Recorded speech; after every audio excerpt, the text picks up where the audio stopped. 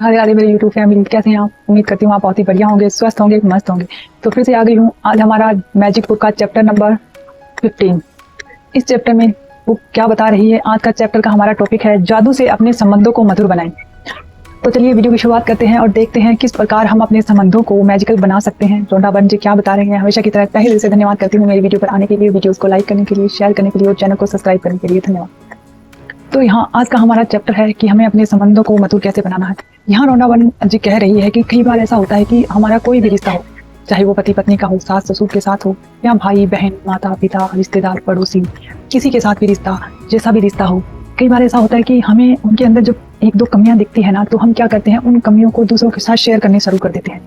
जैसे जैसे हम दूसरों की कमियों के बारे में बातें करते हैं तो हमें उनके अंदर बहुत सारी कमियां दिखने लग जाती है। क्योंकि लॉ ऑफ अट्रैक्शन जो है, जो प्रकृति का नियम है कि हम जिन चीज़ों के बारे में सोचते हैं, गहराई से सोच रहे होते हैं, तो यूनिवर्स, प्रकृति, हमारा माइंड, सबकॉन्शियस माइंड हमें हमारे सामने वैसी ही चीज़ें हमारे सामने और ज़्यादा लेकर आता है।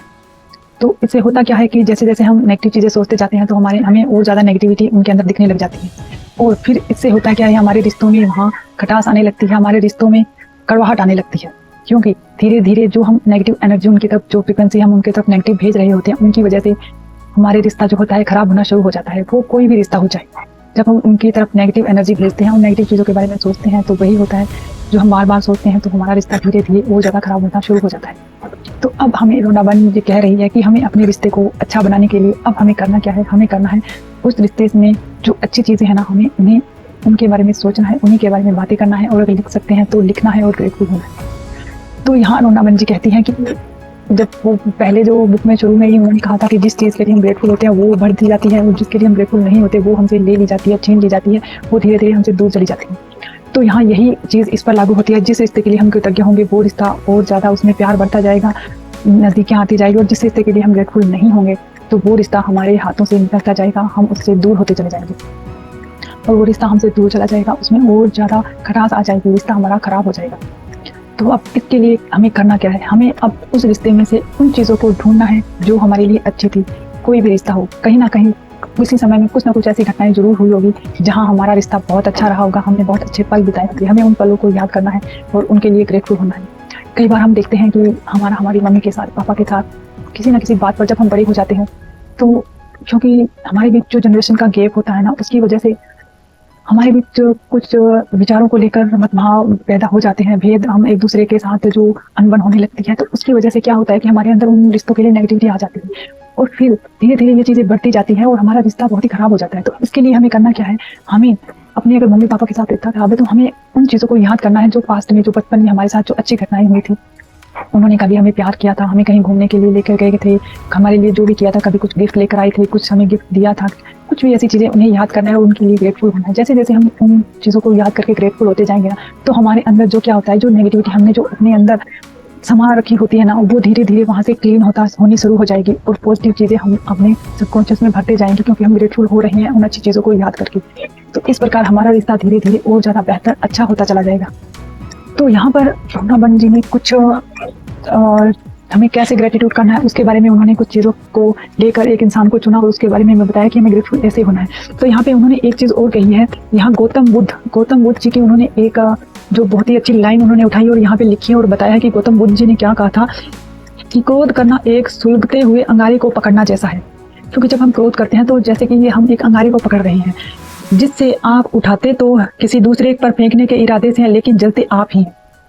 गौतम बुद्ध जी ने देखो कितनी अच्छी बात कही है। यहाँ इन्होंने कहा है कि क्रोध करना एक जलते हुए अंगारे को पकड़ने जैसा है। जब हम जलते हुए अंगारे को पकड़ेंगे ना किसी और पर फेंकने के लिए, तो सबसे पहले कौन जलेगा? हम जलेंगे, हमारा हाथ जलेगा।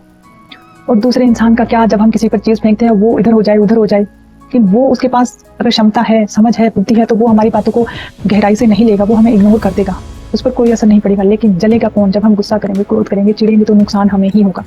इस बात को आप हमेशा याद रखिए। अगर हम गुस्सा कर रहे हैं तो वो गुस्सा दूसरे इंसान पर डिपेंड करता है, वो अगर नहीं लेगा तो वो नुकसान हमें पहुंचाएगा, ले या ना ले, नुकसान हमें होता है। अगर हम चिढ़ेंगे तो वो नुकसान हमें होगा। अगर हम गाली निकालेंगे तो सामना वाला इंसान सुनता है, उसे अपने ऊपर लेता है या नहीं लेता, इग्नोर कर देता है, लेकिन जो हम सुन रहे हैं, जो बोल रहे हैं, जो देख रहे हैं, सबसे पहले वो हमें ही नुकसान पहुंचाता है। इस बात को हमेशा याद रखिएगा। आगे यहाँ पे रोनाबन जी कहते हैं, किसी दूसरे व्यक्ति के प्रति बुरी भावनाएं आपके ही जीवन को जला देती है, लेकिन कृतज्ञता की भावना को खत्म कर देती है। जो हम बुरी भावनाएं जो हम रखते हैं ना, वो हमें जला देती है, हमें ही दुख देती है, लेकिन कृतज्ञता की भावना जो हमारे अंदर होती है, जब हम जलन की भावना, गुस्से की भावना लाते हैं, तो वो हमारे इस भावनाओं को भी खत्म कर रही होती है साथ में।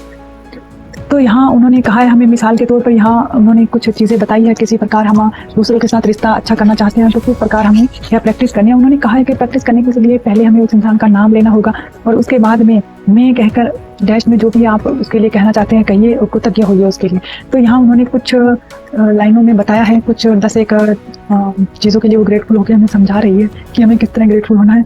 तो यहाँ ये कह रही कि पोल के साथ बिताए समय के लिए मैं कृतज्ञ हूँ। भले ही हमारा विवाह टूट गया, लेकिन इससे मैंने बहुत कुछ सीखा। अब मैं पहले से कहीं अधिक समझदार और हमारे विवाह से मैंने जो कुछ भी सीखा उसका इस्तेमाल कर आज मैं अपने संबंधों पर काम कर रही हूँ। संबंध अच्छे हैं मेरे, क्योंकि मैंने उस रिश्ते में बहुत कुछ सीखा। ये बता रही हैं। आगे ये कह रही है सेकंड नंबर पे, पोल मैं हर उस चीज़ के लिए कृतज्ञ हूँ जो आपने मेरे विवाह के जीवन में सफल बनाने के लिए किया था, क्योंकि 10 वर्ष के विवाह में जिन जीवन का अर्थ यह है कि आपने वाकई में कोशिश की थी। 3 नंबर पे ये बोल रही है कि पोल में हमारे बच्चों के लिए प्रति कृतज्ञ हूँ। हर दिन उससे मुझे जो खुशी मिलती है वह आपके बिना संभव नहीं थी। तो वो ग्रेटफुल हो रही है अपने बच्चों के लिए, क्योंकि आज पति उसके साथ नहीं है, लेकिन वो कृतज्ञ है उस पति के लिए जिसकी वजह से उसे वो प्यारे प्यारे बच्चे मिले और जिनके साथ वो अपना समय बिता रही है।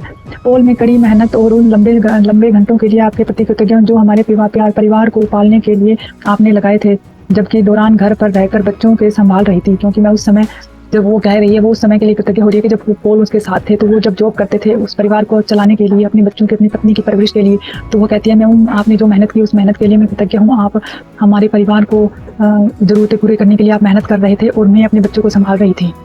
उनकी जिम्मेदारी उठाने के लिए आपने बहुत मेहनत की, उसके लिए वो कृतज्ञ हो रही है। और आगे वो कह रही है, पोल हमारे बच्चों को बड़ा होते देखने की कीमती पलों के लिए मैं आपके प्रति कृतज्ञ हूँ। मुझे अपने बच्चों को पहली बार बोलते चलते देखने का अवसर मिला, जबकि आप इस अवसर से वंचित थे।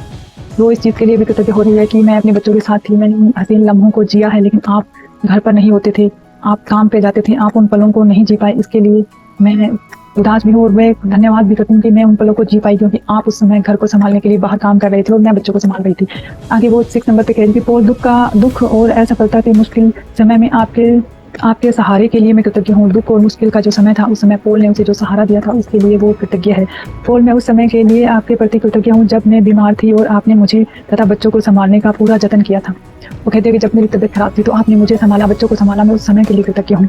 आगे वो कहती है, पोल मैं उस बेहतरीन समय के लिए कृतज्ञ हूँ जो हमने एक साथ बिताए थे। हमारे जीवन के ऐसे कई मौके आए थे कि हम एक साथ थे और हमने बहुत अच्छे लम्हे जिए थे, मैं उसके लिए कृतज्ञ हूँ। आगे वो कहती है, पोल मैं कृतज्ञ हूँ कि आप हमारे बच्चों के पिता बनने रहना चाहते हैं। आप अभी भी मेरे बच्चों के पिता बने रहना चाहते हैं, मैं उस समय के लिए भी इसके लिए भी कृतज्ञ हूँ। पोल मैं आपके सहारे के लिए कृतज्ञ हूँ और उस समय के लिए जो आपने हमारे बच्चों को देना चाहते थे। मैं जानती हूँ कि आपके लिए भी वो उतने ही मायने रखते हैं जितने मेरे लिए। उन सभी पलों के लिए वो कृतज्ञ हो रही है। तो अब यहाँ उन्होंने बताया कि हमें कोई भी एक रिश्ता चुनना है। अगर आपके एक रिश्ता खराब है तो आप एक रिश्ते को चुनिए। अगर उसमें ज़्यादा खटास आ गई है या फिर कोई थोड़ी बहुत ही खटास है तो भी आप कोई भी एक रिश्ता चुनिए और उसके लिए पास में जाकर उन चीज़ों को याद कीजिए जब आप एक साथ थे, जब आपका रिश्ता बहुत प्यारा था। उन चीज़ों को लिखिए, बोलिए और कृतज्ञता महसूस कीजिए। धीरे धीरे आपका वो रिश्ता बहुत ही अच्छा हो जाएगा। आपके अंदर की जो नेगेटिविटी है वो बाहर निकलेगी, तो आपसे जो पॉजिटिव एनर्जी जाएगी, पॉजिटिव फ्रिक्वेंसी जाएगी, जो पॉजिटिव आप उनके लिए सोचेंगे, कृतज्ञ होंगे, तो वही फीलिंग्स उनके अंदर भी जागृत होगी और आपका रिश्ता फिर से वैसा ही प्यारा और अच्छा हो जाएगा।